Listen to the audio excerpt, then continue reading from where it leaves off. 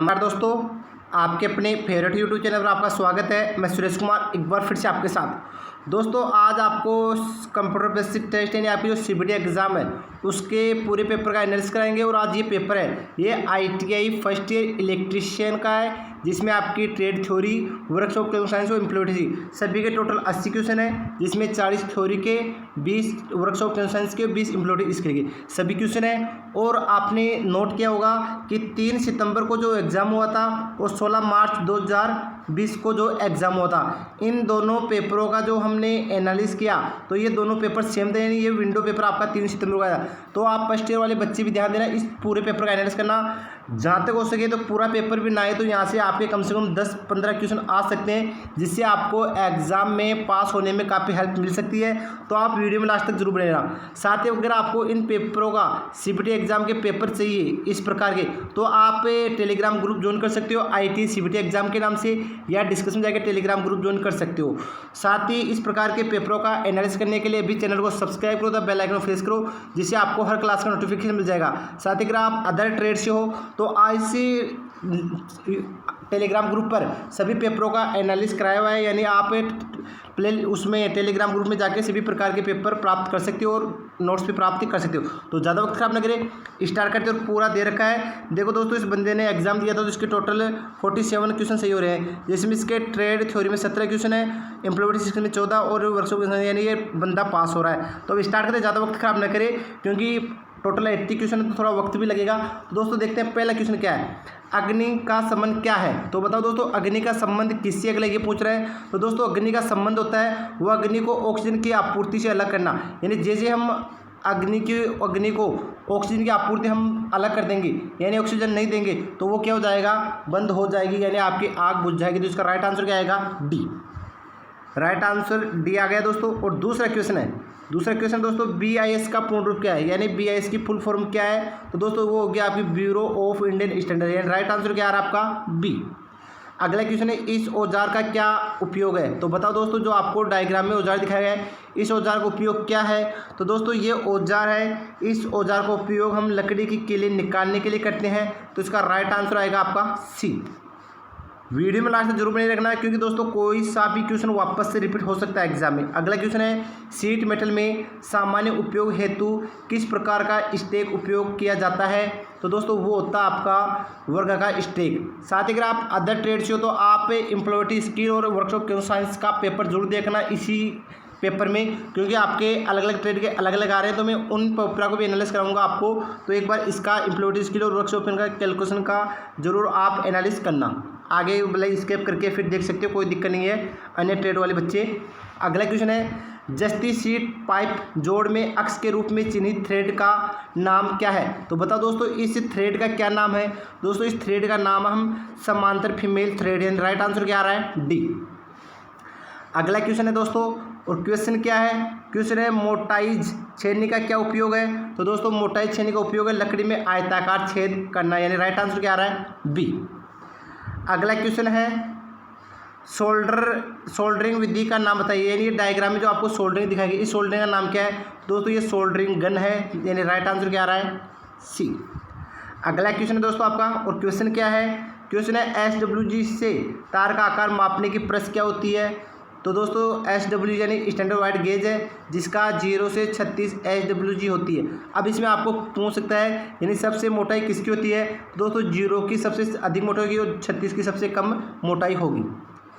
अगला क्वेश्चन है दोस्तों, क्वेश्चन क्या है, भूमिगत केबल में उदासीन चालक का आकार फेज चालक की तुलना में क्या होता है दोस्तों। तो दोस्तों वो होता है फेज चालक से आधा, यानी राइट आंसर क्या आ रहा है, बी। अगला क्वेश्चन है, 16 एम्पियर केबल की धारा क्षमता क्या है यदि यह अतिरिक्त धारा सुरक्षा द्वारा सुरक्षित है। तो बता दो तो राइट आंसर क्या आएगा। तो इसका राइट आंसर आएगा सी। अगला क्वेश्चन है दोस्तों, और क्वेश्चन क्या है, तांबे के परमाणु के तीसरे कक्षा में इलेक्ट्रॉन की संख्या क्या होती है। तो दोस्तों तांबे के परमाणु की तीसरी कक्षा में होती है 18। क्या होती है, 18 राइट आंसर ये। तो इसमें क्या होता है दोस्तों, 2, 8, 18 और लास्ट में क्या होता है आपका जो 36 आता है वो। तो इस प्रकार ये होगा। तो इसमें 2n² के नाम से आप कर सकते हो, यानी ABCD ये किसी भी हम पूछ सकते कोई सा भी कक्षा, ठीक है दोस्तों। अगला क्वेश्चन दोस्तों, ओम के नियम से संबंधित विद्युत राशियाँ कौन कौन सी है? तो बताओ दोस्तों कौन कौन सी है? तो दोस्तों वो होती है आपकी धारा, वोल्टेज और प्रतिरोध। राइट आंसर क्या आएगा? सी। अगला क्वेश्चन है दोस्तों, और क्वेश्चन क्या है? ओम प्रति डिग्री सेंटीग्रेड में प्रतिरोध में परिवर्तन कौन सी परिभाषा करता है, कौन परिभाषित करता है? तो बताओ दोस्तों, तो इसमें दोस्तों आपका आएगा ताप गुणांक, यानी ताप गुणांक की परिभाषा को ये प्रति करता है, यानी ये इसका मात्रक होता है ओम प्रति डिग्री सेंटीग्रेड। अगला क्वेश्चन है, श्रेणी परिपथ का क्या उपयोग है? तो बताओ दोस्तों श्रेणी परिपथ का क्या उपयोग है? तो दोस्तों श्रेणी परिपथ होता है वो वोल्टमीटर का मल्टीप्लायर प्रतिरोध मापता है। तो राइट आंसर क्या आएगा? डी। अगला क्वेश्चन है, संधारित्र की इकाई क्या है? तो बताओ दोस्तों संधारित्र की, तो दोस्तों संधारित्र को हम फेरेड में मापते हैं, ध्यान रखना। और चालकता का मात्रक मोह होता है, ये भी पूछ सकता है। हेनरी होता है वो इंडक्टर का होता है, और कुलम्ब होता है ये विद्युत आवेश का होता है, यानी कोई से पूछ सकता है। तो हमारा राइट आंसर आएगा सी, यानी राइट आंसर सी। अगला क्वेश्चन है, बी एच वक्र में अक्ष द्वारा अंकित भाग का नाम क्या है? तो दोस्तों जहाँ पर अक्ष द्वारा इंगित पूछे तो दोस्तों वो आपका कोएसिविटी आएगा, एंड राइट आंसर क्या आएगा? ए। अगला क्वेश्चन है दोस्तों, क्वेश्चन दोस्तों अच्छे से रिपीट करके जाना, एक दो बार, क्या पता यही पेपर आ सकता है जिससे आपको काफ़ी हेल्प मिल सकती है। बार बार ये चीज़ कह रहा हूँ क्योंकि काफ़ी पेपर है जो वापस से पूरे पेपर है, विंडो पेपर वापस से रिपीट हो रहे हैं। अगला क्वेश्चन है, एसी समांतर परिपथ में प्रेरक तत्व का पारस्परिक क्या है, यानी उसका संबंध किससे है? तो दोस्तों इसका राइट आंसर आएगा ससेप्टेंस, यानी प्रेरक तत्व का जस्ट उल्टा होता है ससेप्टेंस। अगला क्वेश्चन है, स्तर एंगुलर वेलोसिटी में कितने परिमाण का गुण होता है? तो दोस्तों उसमें होता है आपका फेसर परिमाण, राइट आंसर सी। अगला क्वेश्चन है दोस्तों, और क्वेश्चन क्या है, एकल फेज एसी परिपथ में कालांतर कितना होता है? तो दोस्तों एक फेज में पूछ रहा है तो एक फेज में 90 डिग्री होता है, दो फेज में पूछे तो वो 180 डिग्री आएगा, और अगर तीन फेज में पूछे तो वो 120 डिग्री आएगा। ये ध्यान रखना, यहाँ पर सिंगल फेज है तो आपको टू फेज थ्री फेज में कन्फर्म पूछेगा, तो single phase 90 degree, two phase 180 degree और थ्री फेज 120 डिग्री। ठीक है, तो ये आपका 120 डिग्री थ्री फेज का है और 180 आपका टू फेज का है, और आपका सिंगल फेज का 90 डिग्री आ रहा है। अगला क्वेश्चन दोस्तों, और क्वेश्चन क्या है, लिथियम सेल का निर्गत वोल्टेज कितना है? तो दोस्तों यहाँ पर लिथियम सेल का निर्गत वोल्टेज आपका 2.5 वोल्ट आएगा, लेकिन अब यहाँ पर आपको इन्हें पूछ सकता है, यानी आपका शुष्क सेल का वोल्टेज कितना होता है? तो दोस्तों वो 1.5 होगा। किसका होगा? शुष्क सेल का 1.8, यानी 1.8 नहीं 1.08 होगा, तो ये वोल्टेज सेल का है। तो आप सेलों का जो वोल्टेज है, यानी वोल्टेज सारणी है वो जरूर याद करके जाइए, क्योंकि अलग सेल का भी आपको क्वेश्चन पूछ सकता है। तो इसका राइट आंसर क्या आ रहा है? इसका राइट आंसर डी आ रहा है, 2.5 वोल्ट लिथियम सेल का निर्गत वोल्टेज होता है। अगला क्वेश्चन है, बैटरी की क्षमता कैसी बताई जाती है? तो दोस्तों बैटरी की क्षमता हम एम्पियर घंटे में बताएंगे, यानी हॉर्स पावर में हॉर्स घंटे में बताएंगे। लेकिन अब यहाँ पर आपको विद्युत वाहबल को किस में मापते हैं? तो इसको वोल्ट में मापते हैं। विद्युत शक्ति को किस में मापते हैं? तो ये वाट में मापते हैं। तो ये अलग अलग पूछ सकता है, यानी किसी की भी रेटिंग पूछ सकता है। ये चीज़ें आप जरूर कवर करके जाना। जैसे आपको पूछ रहे ट्रांसफॉर्मर की रेटिंग किस में मापते हैं? केवीए में मापते हैं। अल्टरनेटिव की रेटिंग किस में मापते हैं? वो भी केवीए में मापते हैं। बल्कि आपको डीसी मोटर की रेटिंग पूछे तो वो किलो वाट में मापते हैं। बल्कि आपको पूछे कि एसी मोटर की रेटिंग है तो वो एच में मापते हैं, यानी अलग अलग रेटेड किया जाता है। तो ये आप क्लियर करके जाना दोस्तों। अगला क्वेश्चन है दोस्तों, और क्वेश्चन क्या है, कौन सी विधि में बैटरी को कम धारा पर लंबे समय तक आवेशित किया जाता है? तो दोस्तों ऐसी कौन सी बैटरी जो को कम हम धारा देंगे और अधिक कम लंबे समय तक चार्ज रहेगी और कम मान की धारा देंगे? तो दोस्तों वो आपकी ट्रिकल चार्जिंग होती है, यानी कम मान की धारा अधिक समय देकर बैटरी को चार्ज करना है, ट्रिकल चार्जिंग है। अब आपको पूछे दोस्तों, ये क्वेश्चन तो डायरेक्ट आ गया। अब इसके अलावा इसका जस्ट उल्टा पूछ सकता है, यानी ऐसी कौन सी विधि है जो बैटरी को अधिक मान की धारा और कम समय बैटरी को आवेशित करे? तो दोस्तों वो होती है आपकी बूस्ट चार्जिंग। क्या होती है? Boost charging. तो एक क्वेश्चन जो आपके डबल क्वेश्चन क्लियर होते हैं वो होती है बूस्ट चार्जिंग, यानी तेज चार्जिंग होने वाली। अगला क्वेश्चन है, और क्वेश्चन क्या है, सुरक्षित ठंडा मोड़ने के लिए पीवीसी नली का अधिकतम आकार कितना होता है? तो दोस्तों उसका अधिकतम आकार 25 mm होता है। ठीक है, तो राइट आंसर सी। अगला क्वेश्चन है, ईसीसी का विस्तार क्या है? तो बताओ दोस्तों, तो इसका दोस्तों होगा अर्थ कंटिन्यूटी कंडक्टर, यानी राइट आंसर क्या आएगा? बी। अगला क्वेश्चन है, विद्युत सामग्री का नाम क्या है? तो बताओ दोस्तों विद्युत सामग्री का नाम क्या आएगा? तो विद्युत सामग्री में दोस्तों आपके इस एडिशन स्क्रू प्रकार का होल्डर आएगा, एंड राइट आंसर क्या आएगा? इसका बी।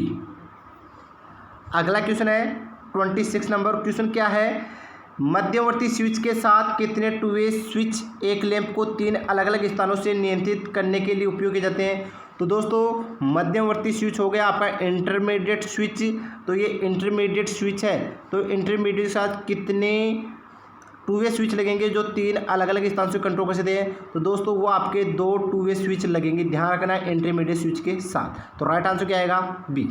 अगला क्वेश्चन है BIS के अनुसार एकल चरण यानी एक फेज घरेलू तारों में इस्तेमाल होने वाला एल्यूमिनियम पृथ्वी निरंतरता कंडक्टर का न्यूनतम आकार क्या होता है। तो दोस्तों उसका आकार 1.5 वर्ग सेमी होता है, यानी राइट आंसर क्या आएगा, डी।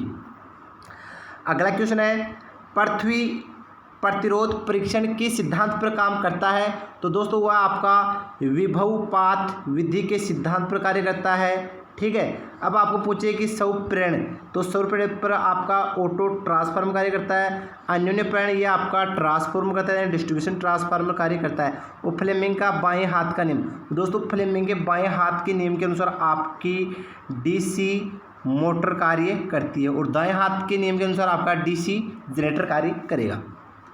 अगला क्वेश्चन है दोस्तों, और क्वेश्चन क्या है, क्वेश्चन है IE यानी इंडियन अर्थिंग नियम के अनुसार पावर उप परिपथ के लिए कितने अन्वय व्यवहार होता है, यानी कितना वाटेज होता है। तो यहाँ पर पावर के लिए पूछ रहा है दोस्तों, पावर के लिए आपकी 3000 वाट होगी। अगर आपको लाइट के लिए पूछे तो यहाँ पर लाइट के लिए 800 वाट होगी, ठीक है। तो इसमें भी 2 क्वेश्चन आपके क्लियर हो रहे हैं। अगला क्वेश्चन है दोस्तों, और क्वेश्चन क्या है, प्रति यूनिट ठोस कोण पर प्रकाश स्रोत द्वारा दी गई चमकदार प्रवाह को क्या कहते हैं। तो बताओ दोस्तों क्या कहेंगे। तो दोस्तों उसे कहेंगे हम चमकदार तीव्रता, यानी राइट आंसर क्या आएगा, डी। अगला क्वेश्चन है दोस्तों, तंतु लैंप का कार्यकारी तापमान कितना होता है। तो बताओ दोस्तों कितना होगा। तो दोस्तों वो होता है आपका 2300 डिग्री सेंटीग्रेड, राइट आंसर है डी। अगला क्वेश्चन है दोस्तों, और क्वेश्चन आएगा आपका किस प्रकार का वाट मीटर है, यानी आपका जो वाट मीटर होता है वो किस प्रकार का होता है। तो दोस्तों वो होता है आपका 2 अवयव 3 कला वाट मीटर, ठीक है। यानी इसमें 2 एलिमेंट आएंगे और 3 फेज वाट मीटर होता है। तो राइट आंसर क्या आ गया, बी। अगला क्वेश्चन है दोस्तों, और इसमें है आपको यंत्र का नाम क्या है, यानी डायग्राम है, यहाँ पर डायग्राम नहीं दे रखा है। तो इस यहाँ पूछ रहा है यंत्र का नाम क्या है। तो दोस्तों इसका नाम आएगा आपका एब्सोल्यूट उपकरण, तो राइट आंसर ए। अगला क्वेश्चन है दोस्तों, यंत्रों में संवेदनशीलता की इकाई क्या है। तो दोस्तों यंत्रों में संवेदनशीलता की इकाई होती है ओम प्रति वोल्टेज, राइट आंसर बी। अगला क्वेश्चन है दोस्तों, और क्वेश्चन क्या है, कौन सा बल एक संकेत उपकरण में सूचक की गति पैदा करता है। तो दोस्तों वो करता आपका विचलन बल, राइट आंसर बी। अगला क्वेश्चन है दोस्तों, और क्वेश्चन क्या है, सर्किट का नाम क्या है। तो बताओ दोस्तों सर्किट का क्या नाम है। तो दोस्तों सर्किट का नाम है आपका इलेक्ट्रॉनिक्स पंखा नियामक है, राइट आंसर ए। अगला क्वेश्चन है दोस्तों, और क्वेश्चन क्या है, माइक्रोवेव ओवन में प्रयुक्त मैग्नेट्रॉन ट्यूब फिलामेंट वोल्टेज क्या है। तो दोस्तों वो होती है आपकी 3.2 वोल्ट AC का। अगला क्वेश्चन है दोस्तों, और क्वेश्चन है आपका माइक्रोवेव ओवन में मैग्नेट्रॉन ट्यूब का क्या कार्य होता है। तो दोस्तों उसका कार्य होता है आपका दोलन और खाना पकाने की आवृत्ति का उत्पादन करना है, right answer C. Question number 39 number है, और क्वेश्चन क्या है दोस्तों, क्वेश्चन है पावर ट्रांसफॉर्मर में भाग का नाम क्या है। तो बताओ दोस्तों पावर ट्रांसफार्मर में कौन सा भाग यूज लेते हैं। तो दोस्तों वो होता है आपका बकोलोज रिले, क्या होता है बकोलोज, बल्कि आपकी ब्रेदर टेपर धमाका वेट ये नहीं होती है, पावर में हमेशा ये उपकरण काम में हम लेते हैं। अगला क्वेश्चन दोस्तों आपका, और क्वेश्चन क्या है, पावर ट्रांसफार्मर का कोर बनाने के लिए किस सामग्री का उपयोग करेंगे। तो दोस्तों कोर बनाने के लिए हम कोल्ड रोल्ड ग्रेन ओरिएंट काम में लेंगे, राइट आंसर क्या आएगा डी। दोस्तों वीडियो थोड़ा लंबा हो चुका है तो मैं यहाँ पर थ्योरी का ही ले रहा हूँ। इस क्लास के बाद में लगभग आधे 1 घंटे बाद में ये दूसरी क्लास डालूंगा जहाँ पर कंप्यूटर साइंस व इम्प्लीमेंटेशन का पेपर का एनालिसिस करेंगे। तो थैंक यू दोस्तों, आज के लिए नेक्स्ट क्लास में फिर मिलेंगे, तब तक थैंक यू।